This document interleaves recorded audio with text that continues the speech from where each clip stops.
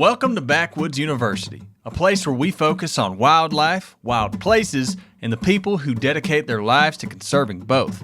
Big shout out to Onyx Hunt for their support of this podcast. I'm your host, Lake Pickle. On this episode, we're going to address one of the most burning questions being asked in the hunting community today. Where have all the mallards gone? More specifically, where have all the mallards gone in the Mississippi flyway? This question has been getting asked for a while, and its persistence has led to more questions and theories, such as, is the flyway shifting or changing? Are ducks simply not migrating as south due to human manipulations or other factors? There's a lot of ideas and impassioned opinions on this subject, so all the more reason for us here at Backwoods University to lean right into it and see if we can't shine some light on this issue. So get your waders on and make sure you've got non-toxic shot and duck stamps because we're going duck hunting.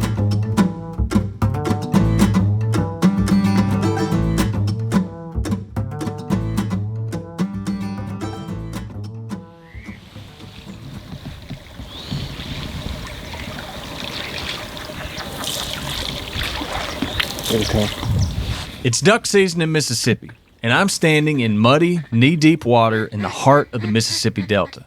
For any that don't know, the Mississippi Delta is part of an alluvial floodplain that has the Mississippi River to thank for its unique geographical characteristics and significance. It's flat, it's vast, and it's known for its fertile soils and high diversity and amount of wildlife. And this time of year, the late winter months, it's at its absolute best. The cold, crisp mornings, the white-tailed deer out and stirring, the distant sound of specklebelly and snow geese flying overhead, and yes, of course, ducks. Some of the old-age duck hunters that I got to spend some time around in duck camps would always say things like, you know the Delta likes to show off this time of year. Which reminds me, I should probably pay attention because we've got some mallards working.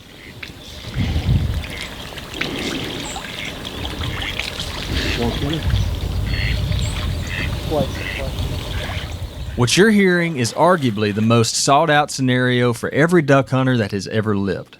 We're minutes into legal shooting light, and a pair of greenheads are now working our hole and flirting with being in range.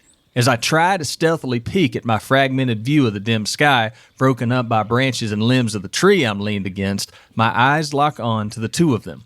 I've always been enamored by duck flight. The way they seem to fly so in sync with one another, the way they cup or set their wings as they prepare to land. I dare say it's downright poetic to watch, and I promise I'm being truthful when I say that I feel lucky every single time I get to see it. It never gets old.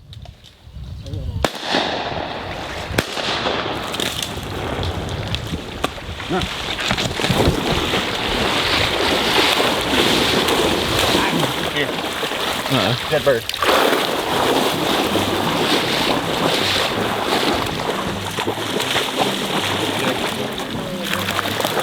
Well, they say there's bright orange food once the fridge goes, huh? All I know is that's a good way you start a morning. Yeah. Max, here. Hang them up and get ready for some more. Yeah. 1,533 miles. That is the distance between where I duck hunted in North Dakota earlier this year and the area in Mississippi that you just heard me duck hunting in that video clip. 1,533 miles. I know humans that hesitate at the thought of traveling that distance. However, these mallard ducks do that and more every single year.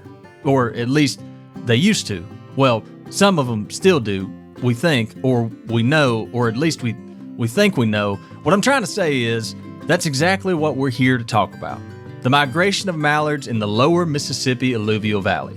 As I stated earlier, the video clip of the hunt you heard painted an ideal scenario that duck hunters seek out. However, in recent years, those very incidents of mallard ducks cascading down into your decoys has become a more rare occurrence. But why? That's the million-duck question there, my foul-minded friends, and you know on this show, we aren't afraid to ask questions.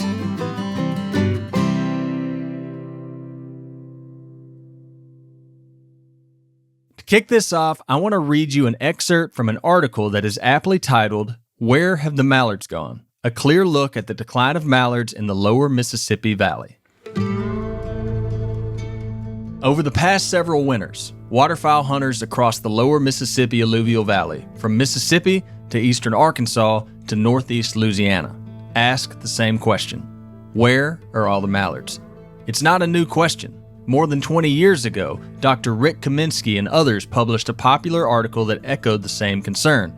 Borrowing from the 1960s folk song, Where Have All the Flowers Gone?, they titled the article, Where Have All the Mallards Gone? The article described how mallard numbers had dropped sharply in the Mississippi alluvial valley since the 1980s. Even though breeding populations were greater in the 2000s during the drought-bitten 80s, they pointed to multiple contributing factors including mild winter weather and changing food availability. Importantly, they emphasized a growing mismatch between habitat and duck needs. There was still water on the landscape in Mississippi, but the groceries were getting scarce in some areas, likely due to increased crop harvest efficiency and changing agricultural practices. Fast forward to today, and the mystery of the missing mallard continues. However, our tools and data sets have improved, and our understanding of flyway scale changes has deepened. First, the long-term decline of the wintering mallards in the Mississippi alluvial valley is not completely driven by what is happening during duck season. The dominant forces behind the decline are rooted farther north on the breeding grounds. Second, there is a perceived reduction in winter water across portions of the Mississippi alluvial valley and changes in land use and management practices since the original article. Further, changes in fall and winter weather that affect duck migration are now well documented.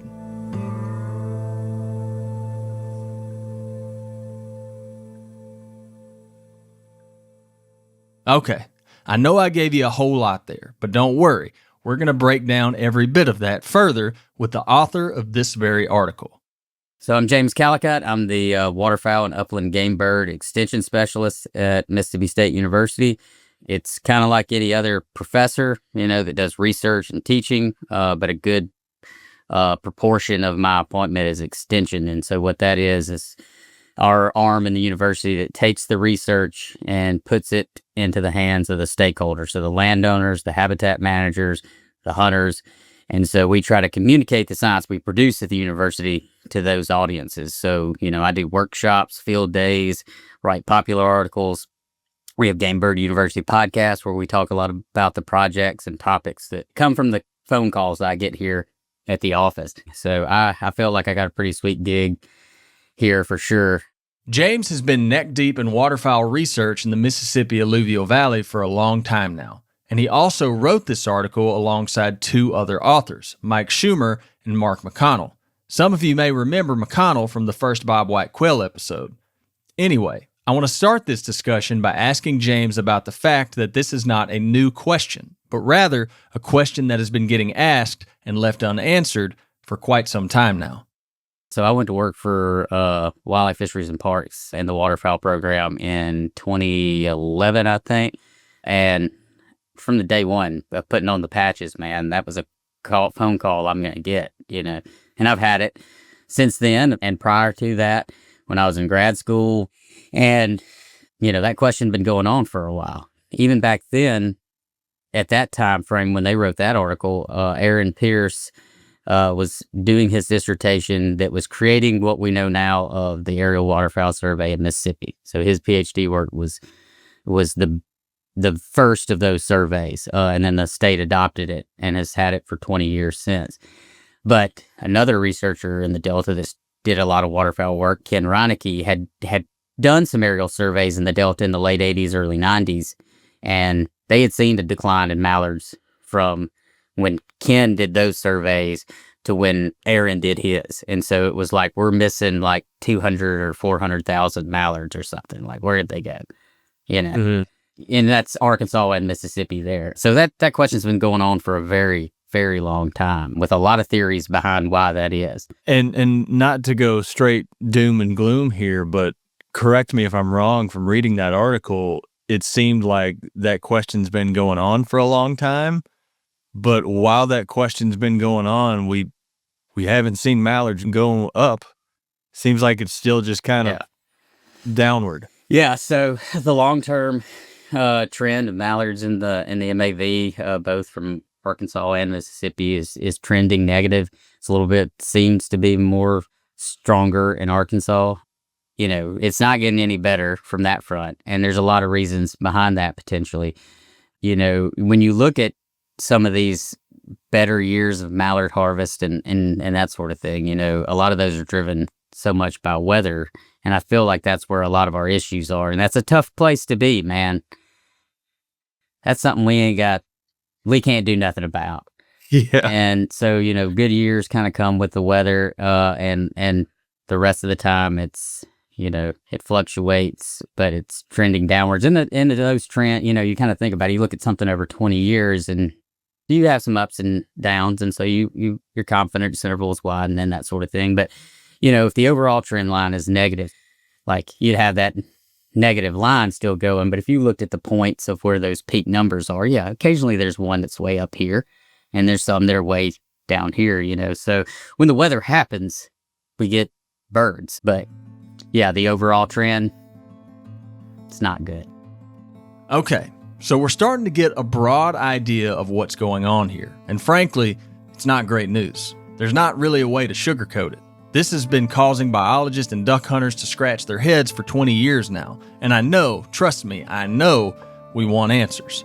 The way that I'm approaching this discussion is to start with the broader, more outside factors and work inward to the more specific factors. And if you caught it there in that last bit, James already gave us big contributing and broad factor number 1, weather. This is my least favorite factor. Man, I really do hate this factor. And you want to know why? Because you can't really do anything about it. The weather's going to be what it's going to be. Seriously, if you figure out how to manufacture a cold front, let me know. However, it's undoubtedly one of the key ingredients to this mallard decline problem that we're having, and we're going to learn more about that, but go ahead and keep track as we start this list.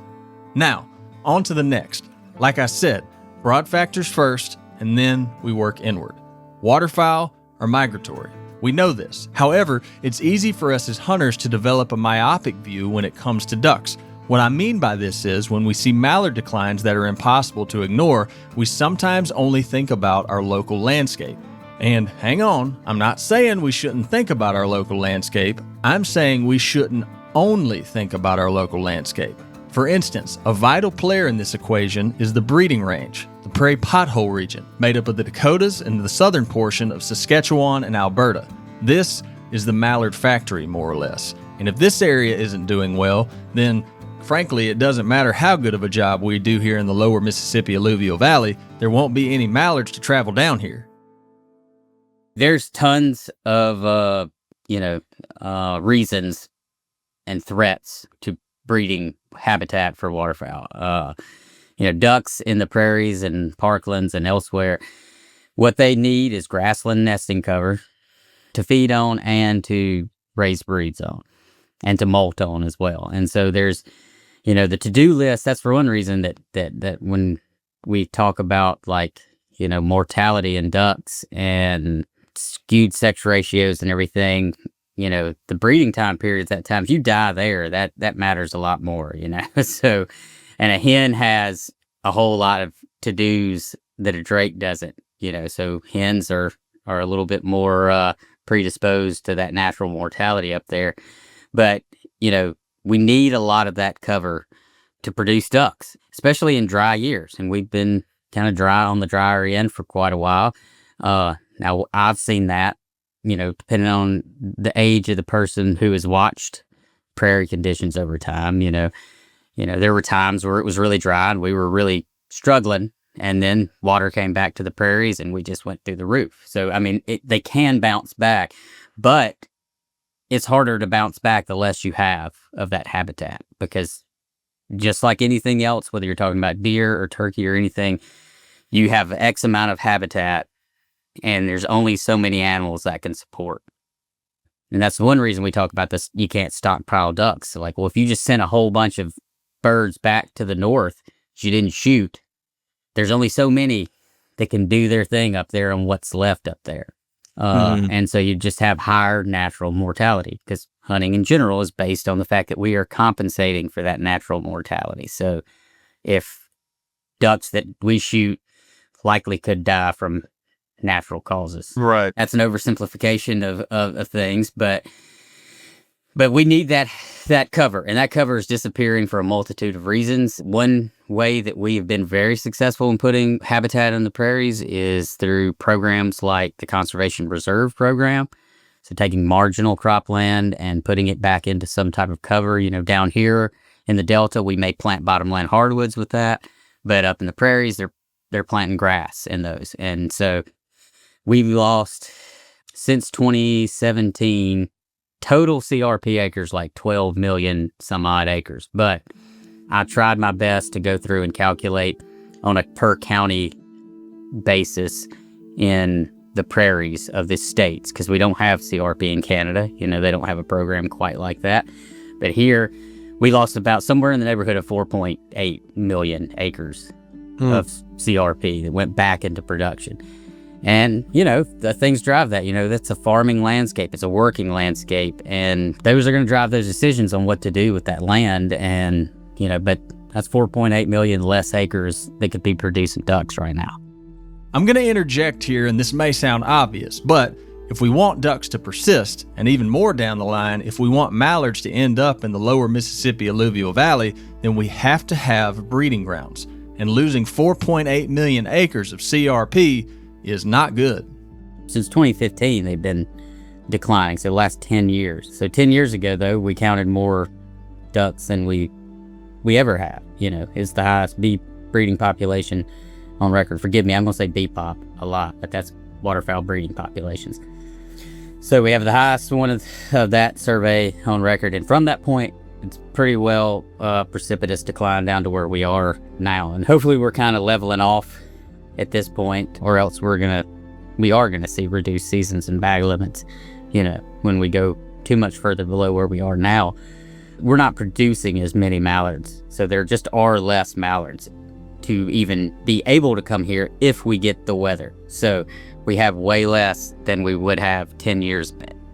So 10 plus million mallards 10 years ago were like 6. And when we get to that half point, about 5 million, depending on what the pond counts are in that matrix of how harvest packages are selected, at 5 million mallards with, a certain level of pond count, that's a 45-day 6-duck bag. So we're not that far from it. For me, man, and this is an anecdote, but I'd been to South Dakota a lot. Mm-hmm. This past trip was my first time ever going to North Dakota. And you hear about North Dakota as like this waterfowl mecca, right? Like growing up down here, that's all you hear about is, man, North Dakota, the shooting mallards in North Dakota, dry field hunts, all this, mallards everywhere by the thousands, and prairies upon prairies. Man, I saw ducks. I did. I mean, like there were ducks up there. We had one good hunt while I was up there, but it was not what I thought it was gonna be. I don't want to go to North Dakota and say, man, I was kind of disappointed. You know what I mean? You don't want to. But just what I was seeing, I was like, bro, where did they go? you know what I mean? Yeah. And that's a whole nother conversation, because people own land, people farm, people got to make, it's complex, it's nuanced. I understand that, but it points to a larger problem that, like, hey, if this is going to be something that we're going to prioritize, somebody has to figure this out. Yeah. And conservation is always, nuanced in the way that we have to go about it, because like you said, it's the reality of the fact that, producers have to make a living, and we have to provide those crops to people and for all the various needs we have for those. And, ag markets fluctuate all the time. And so there's times when conservation's profitable, and then there's times where it's not. And we have to come up with some kind of creative ways to make that a little bit more effective, I think, moving forward. And I don't know right now what that would be, but the game is changing a little bit, and we got to be adaptable, and we got to do it. And I got a lot of confidence in the conservation community, because we've gone through our ups and downs, and we've had challenges. It's scary to be in those points where it's like, man, this is not good. It's a very scary time frame, and it's hard to stay upbeat about it. And, we have to look at everything. But, we do what the science tells us to do. And right now the science is telling us that we're not producing ducks. Big contributing and broad factor number 2, trouble in the breeding grounds. In this present time, we simply are not producing as many mallards as we were a decade ago. From 10 million mallards to 6 million mallards is alarming, much like losing 4.8 millions of CRP is alarming. This is a large problem. But now, I want to change topics. Weather and breeding grounds, big parts of the problem. We got that down. So let's transition into talking more of the prominent theories you hear in camp conversations or table chatter at your local DU banquet. One of the most popular ones is that the flyway is shifting. We hear that all the time, or at least I do, but I want to know if there's any truth to it. There was a big paper came out a year or so ago that looked at changes in distributions of band recovery from 1965, I believe, to like 2020. You can see a pretty good shift north and a little bit to the west, but it's mostly just a northward shift. And there's nothing that really spells out wholesale shift in ducks westward. It's more of ducks are just staying a little further north. And there's a lot of reasons potentially for that, weather principle among those. But I got curious because to me, I find it super interesting to think about how things have changed since I was a young duck hunter in the 90s and early 2000s. When I was a kid, and Ducks Unlimited was keeping the ducks from coming down south and everything. I was whole hog into it, because that's what everybody older than me was telling me, Yeah. Yeah. So, and I think with social media, obviously things can spread faster, but when you're shooting a ton of mallards in Arkansas and, it doesn't seem like the old days, but it's still good. Unless you went over there to Oklahoma or Kansas, I don't really know that you would know anything about it. True. And unless you're in desperate measures to shoot ducks, So these pictures and things on social media just push that narrative. Like, oh my God, look how many ducks. I've never heard of people shooting ducks in Oklahoma. Now there's these people shooting them like crazy in Oklahoma and Kansas. And so total mallard harvest just kind of for Kansas from when HIP data was a thing. It looks like, in 2000, they were shooting about the same number of mallards per hunter as they did in 2020. And now they're shooting less now than they had. The hunter numbers have increased over that time period.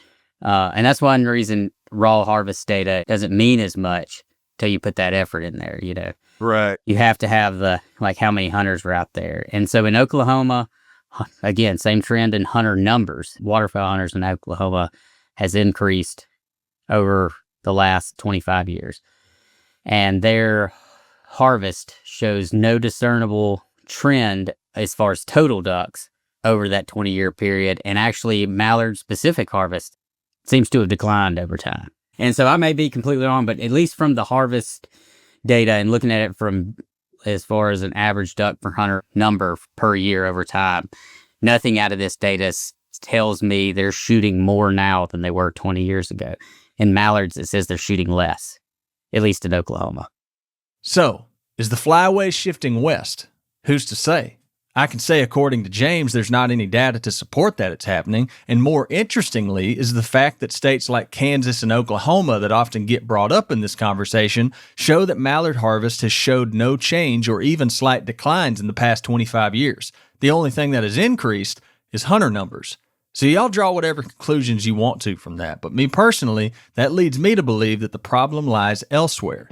So, let's move on to another heavily discussed theory on this topic about changes in the flyway. Some suggest that mallards simply aren't migrating as far south as they used to.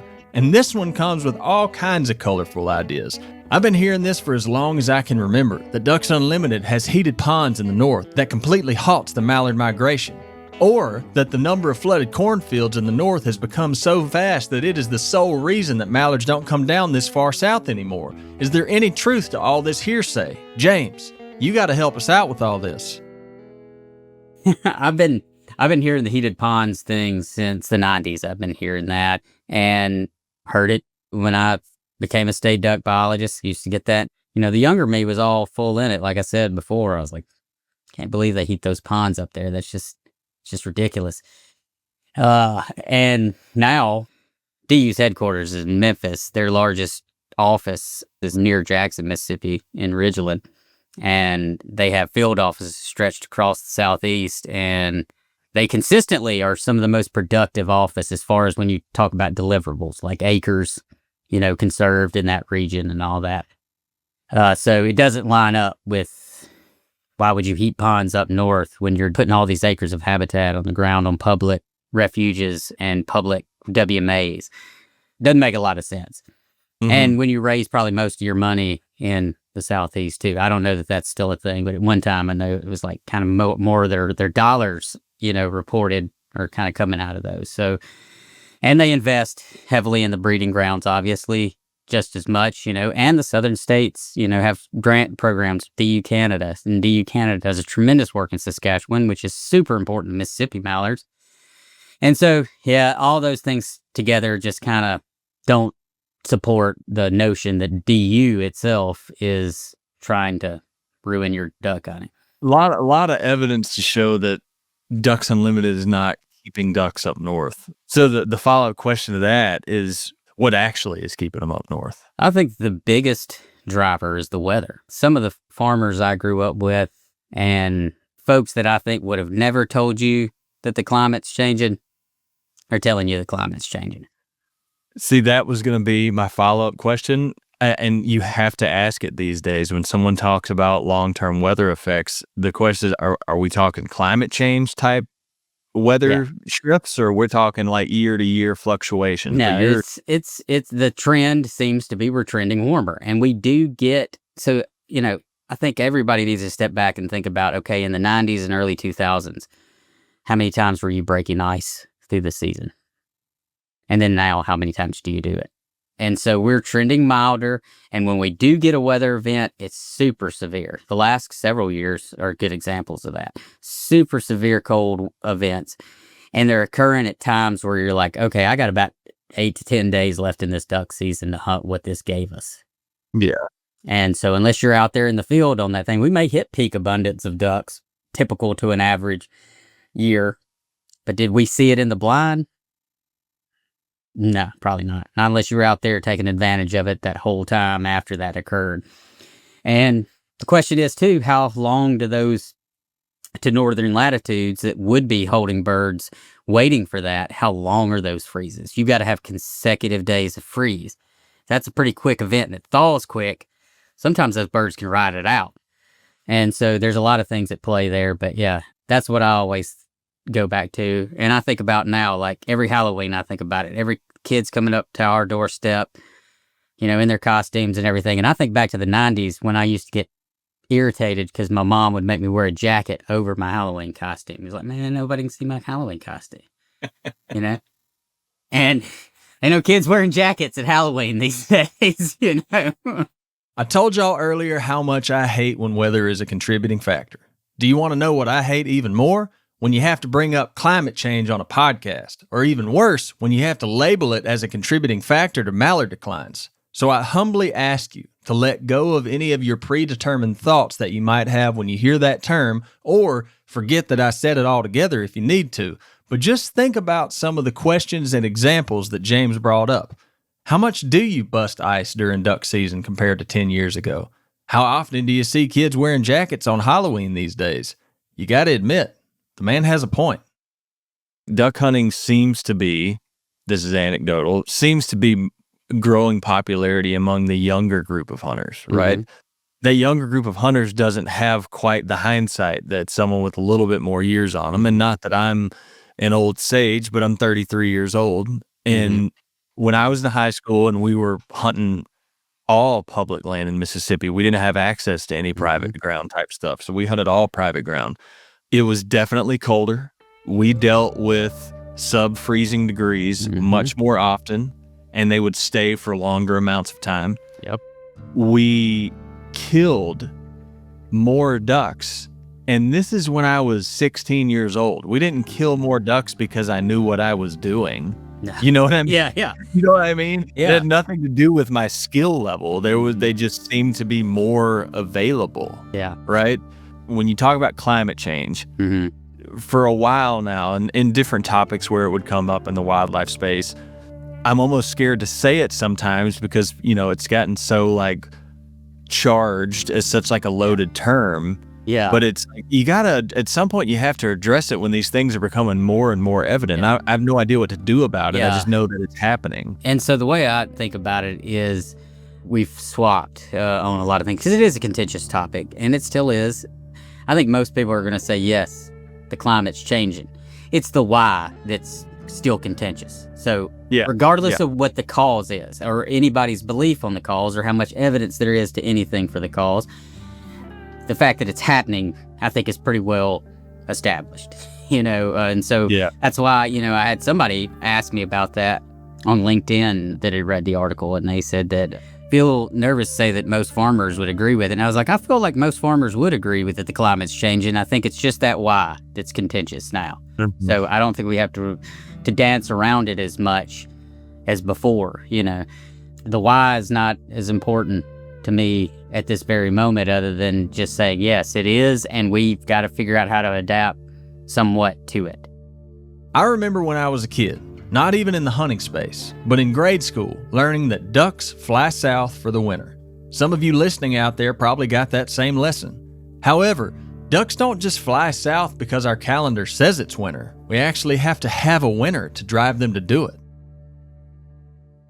Particularly a good proportion of the mallards, It's not just freezing temperatures. Snow has to occur up north that covers food so they can't get to it. So when you're at latitudes where they field feed, if there ain't no snow on the ground, they can hang out on open, deep water and then go feed, and they ain't got to move, So it's more than just freezing temps. It's freezing temps plus snow cover to a certain latitude, and then as you get more mid-latitude, it's freezing, but it's for duration long enough to push them. And it's always been that, just happened more frequently. And there's been some research with some of the GPS transmitted ducks they've marked up there, like if a mallard hasn't left North Dakota by winter solstice, they're probably not leaving. Okay, let's do a quick review before we turn to a different topic. Big and broad contributing factors to this lower Mississippi alluvial valley mallard decline. 1. Weather and or climate change, if you're fine with using that terminology. And 2. Problems in the breeding grounds that lead to there being simply less mallards overall. As I stated, start broad and work our way inward. We've covered what's going on the outside, and now it's time that we focus on what's going on in the Mississippi alluvial valley itself.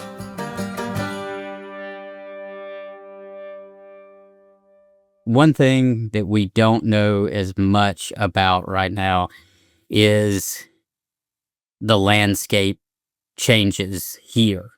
Anecdotally, I would say it's obvious to me, spending as much time in the Delta as I spend, and my time flying aerial waterfowl surveys in the Delta. And, my father's family, farmers in Tallahatchie County, and so I had made a lot of trips driving through the Delta, even from a very, very young kid. And coming over to duck hunt, and I duck hunted public lands all over the Delta for most of my young childhood through college and grad school, and did research in the Delta in grad school and all that, and worked. So I've spent a lot of time over there, and it's fairly evident to me that two things. One, we don't have near the winter water we used to have. There were times I could drive from Batesville to Tutwiler, and as you were getting closer to Marks on 6, you would see flooded fields. And then all down Highway 3, you would see flooded fields. I can make that same trip now in January, and I can count on both hands how many flooded fields I see. Probably on one hand. Yeah, that's if you can make it to hand number 2, you're doing better than I do. Yeah. And I haven't been up in the airplane. I think it would almost make me sick if I had, because the last time I flew an aerial waterfowl survey in the Delta was probably the 14-15 winter. Even then, you'd fly over Bolivar County and be like, there's more rice in Bolivar County than there is anywhere else. And it's like, why isn't there more winter water here? Same thing kind of Washington County and some others. But all across the Delta, it's just a dry landscape. And historically, that wasn't the case. There was a lot more winter water, and there's lots of reasons behind that. You probably think, farm families, if kids move off, they're not coming back and duck hunting, farmers aging and that sort of thing. And then you got other people that are, maybe that's just not what they do, that are farming some of that ground now or whatever. But you don't see people winter flood. We plant crops super early, and probably in the 90s when I was duck hunting, I can remember my uncle still talking about, are they going to get their beans out by November? And that's not a thing anymore. And every bit of corn that's left is germinated well before, you would flood it. And so there's a lot less food out there if you do flood it. And two, we do fall tillage now, getting the fields ready so you don't have to worry about the risk of spring rains. And so there's a lot of things going against the ducks in the Delta. And a lot more winter water would help, even if you're just flooding, a bean field that doesn't have much food left in it. I think that would certainly help. And if you could reduce some fall tillage in some areas, that would be helpful too. But, you got to make that work with producers, because we can't do things that are counterproductive for them. But we have a bad problem sometimes of looking at our own WMA, the WMA that we hunt or whatever it is, and say, nothing's changed. Well, nothing may have changed on your property. You look within a duck's, movement pattern surrounding your property, lots change. And so is the Delta as sticky for ducks, as it used to be? I don't know if it is. There's a lot there. Some hard scientific data, some anecdotal evidence, but what's clear is the landscape has changed. And honestly, this is something that we kind of already know. We already referenced Dr. Mark McConnell as one of the authors of this main article that we've been referencing, and we referred back to his bobwhite quail episode, which was the second episode ever of Backwoods University. And if you remember in that episode, we learned how much large-scale agriculture and agricultural practices made changes to the landscape. The Mississippi Delta and the whole Mississippi alluvial valley simply does not have as much or as high of quality waterfowl habitat as it once did. It's a sad fact, but it is a fact, and one that folks like James Callicutt are working to be able to quantify. I want to round this conversation with James off by simply asking him, where do we go from here? What do we do with this information? Is there any silver lining or hope that we mallard enthusiasts can hold on to? Just summarize all of it best I can. It's much like anything else in terms of wildlife, especially when there's a problem with it. People tend to want to find like one large smoking gun. Yeah. And while silver bullets. While there may be one, a couple of predominant factors, there's several that's making the state of the mallards down here in the Mississippi alluvial valley the way that it is. Yeah. And it's that you want an easy answer to a complex question. And I totally get that. When you're passionate, because every one of these individuals that is wholesale on flyway shifts or standing corn, how should I put it? It's like anger, or it's love disguised as anger. Yeah. Because I get it. Waterfowling is a part of who we are. And when something that is to that level of passion for you, and you seem to be losing it, it's scary. And you get upset and you get mad. We've all long talked about, like, in wildlife, what's the fascination with silver bullets? I didn't take any psychology in college, so I'm probably off base here. But I've got to think that there's, in human nature, that the solution to your problem about something that you care immensely about needs to be something I can change. You want it to be something that's quick, instant kind of gratification, a regulation change or a law outlawing something, that if we can make that happen, that does it. But things like, we need to make our landscape back what it used to be a long time ago, and we need to make the prairies look like they looked like, 10 years ago. That takes time. That's not a quick fix either. And, all these folks, I totally get where they're coming from, and I don't want to discount them at all. That's why we're looking into the corn thing, try to quantify that so we can say, okay, if it's impacting something, let's do something. But if it's not, then we really need to focus on these other things. I don't think, because of the weather factor, I don't think, unless that changes somehow, I don't think we're ever going to be back to us having mallards to the numbers we did 20, 30 years ago. But we certainly could have more than we have now, I think. If we work on the issues and at the prairies, and we look into these other things and figure out one way or the other, do we need to be focused on that, and we work on our own landscape, I think we certainly could be in better shape. It's not lost. All hope's not lost. It's just that when we say adapt to new normals in that article, I think what we mean is that even if we figure out all the answers, that, the weather's the one thing we can't change, and there's going to be some level of new normal, Yeah. We don't kill 1 million mallards in one state, Maybe it's just we're going to have to settle with what the weather will push to us after we've solved the habitat issue, because that's always what it is. Most often the time when somebody complains about something with a wildlife issue, the answer is habitat. And for right now, I'd say that that's habitat here, but most certainly habitat to the north. I think right now, we've got the evidence on the flyway shifting portion, at least reduce that uncertainty enough to feel like that's not one of the things driving this. But we're looking into the other. We're not just dismissing folks' arguments. We're going to look at it, and we're going to figure out what it means to us, and we're going to make actionable items out of that like we do with any other conservation issue that we have. If there's one part of this I want you to hang on to, it's that all hope is not lost. We'll likely have to adjust, but there is hope, my friends.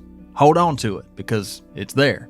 And if there's any action items that you can walk away with, it's waterfowl conservation organizations are of high importance. For instance, if you're wondering how someone who hunts down south can help the breeding grounds up north, then join a conservation organization like Ducks Unlimited or Delta Waterfowl, or both, and donate and get involved.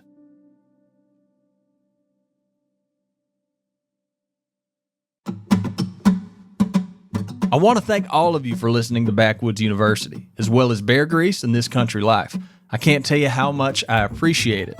If you like this episode, share it with someone this week. A friend, a family member, a buddy who's no good at blowing a duck call. Take your pick.